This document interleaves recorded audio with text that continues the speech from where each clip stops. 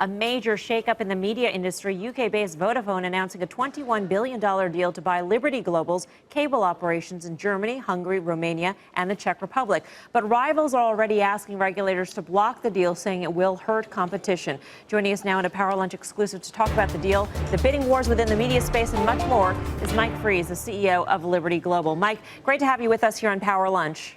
Hey guys, good to be here. Do you anticipate regulatory hurdles? Because people already want to know what you're planning to do with the money that you're going to get.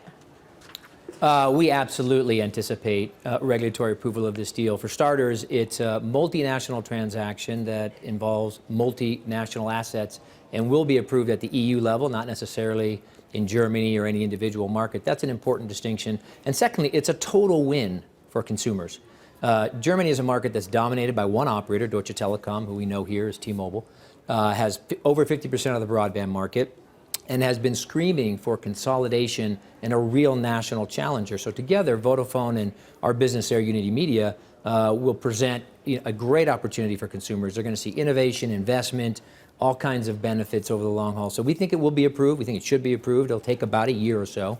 And the question has come many times, what will we do with the 10.6 billion euro or almost 13 billion of proceeds? And the bottom line is I can't spend money I don't have. So we don't really have a designated use of proceeds today. As I said, it'll take about a year to close, at least. And, but I think our strategy will be the same, which is we're really focused on levered equity growth and shareholder returns. If you look at how we've built value over the last 13 years as Liberty Global, we've bought back half our stock. So we're likely to stay focused on those types of opportunities. And we've done some really smart M&A in Europe that has generated great returns for shareholders. So I think the playbook will remain the same, but we really can't tell you exactly what we'll do now. We don't know where interest rates will be, stock prices, or any of that stuff. So we'll have to see how that ends up. I think the answer to my question, Mike, it was embedded in your previous comments there. But why are you selling, and why are you selling these assets? Well, for starters, it's a premium valuation. We're getting 11.5 times 2017 EBITDA, which, when you see the cable stocks trading at 7, is certainly a nice valuation for businesses that we've owned and built for a decade or more. Secondly, we think, as I said, it's a big win for consumers. And thirdly, this is not new for us. We're a very agile, flexible operator in Europe. This is not the first time we've rebalanced or reshaped our platform to sort of optimize growth and optimize shareholder returns. We've done it before. We exited France to Altice, and we put money in Switzerland and Germany. So I think we're trying to be agile, smart, see the playing field clearly, and this will be long-term. This is going to be a great transaction. Given what's going on here in the United States, the potential bidding war for the Fox assets plus Sky, given the consolidation and the confluence that we've seen amongst wireless, cable, as well as content, is it a buyer's or seller's market at this point, Mike? I mean, you said that you'd potentially engage in M&A, so you could be on both sides of the trade here. Exactly. On this one, we're obviously a seller. In the past, we have been a buyer. Honestly, it's all about scale. And whether you're a content player, whether you're a mobile company, whether you're a video company, all the transactions you're seeing here are about scale. This transaction is about creating a national challenger with converged scale, meaning fixed and mobile scale. And it's a natural combination. So I think you're going to see that continue in Europe in particular, both mobile and mobile. I would point out, by the way, that Tim Höttges, the CEO of Deutsche Telekom, is also pursuing this very same strategy. He's trying to merge a mobile operation here with Sprint. He's trying to merge mobile operations in Holland, and he's buying our business in Austria. So he's a big believer in this strategy. He's going to have a hard time taking both sides. You know, there's, I guess, in a simple sense, there is a dichotomy between companies that are purely or mostly in the distribution business and those that are purely or mostly in the content business. Talk to us a little bit about that. Which is more important, distribution or content? And really, you can't have one without the other. But do you need to have both to succeed?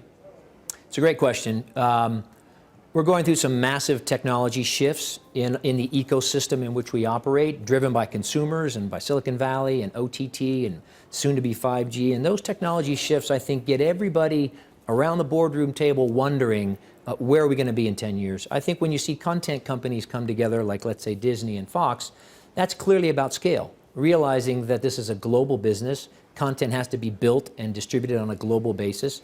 When you see AT&T and Time Warner merging, I think that's a little defense. I think AT&T, as a very large connectivity company, wants to be sure that it's hedged, but also that it has access to great content for its millions and millions of customers. So it's a little bit of both. And I think in our case, cable is really the catalyst for converged consolidation. If you look at our assets, fiber-based networks, huge customer base, strong product development. These are the kind of assets that mobile operators need to drive synergies, but also to drive convergence and innovation and investment. So now everybody's looking at it from their point of view, but the lens is the same. This is a rapidly changing industry, and you've got to figure out where your alliances are. And just quickly, Mike, do you find that the valuation of your UK assets has just gone up with the bidding war over the Sky assets? Would they be for sale? And I ask that because a lot of analysts say that if Comcast is not successful in its bid for Fox plus Sky, it could be interested in the UK assets. I don't know what Comcast will ultimately be doing or not doing, but I'll tell you that. But you know what you do with your UK assets. Of course. It's called Virgin Media in the UK and Ireland. It is an incredible business. It's a crown jewel of ours. It'll be over half our EBITDA if this transaction, and when this transaction closes. It's got all the pieces to be strategically complete. What do I mean? We've got a great broadband network that's expanding its reach every day by building more fiber-based homes. Secondly, we have a mobile business there. We already have 3 million mobile subs in the UK using BT's network on an MVNO basis. We have all the content. We're a meta aggregator of content in the UK, all the sports. We have Netflix on the box. So we have a really strategically complete business today in the UK. We're happy with it, and we're going to create great value over the long term. If somebody comes up and says they have to own it, we'll pick up the phone, of course, but at this point, we're happy. Hey there, thanks for checking out CNBC on YouTube. Be sure to subscribe to stay up to date on all of the day's biggest stories. You can also click on any of the videos around me to watch the latest from CNBC.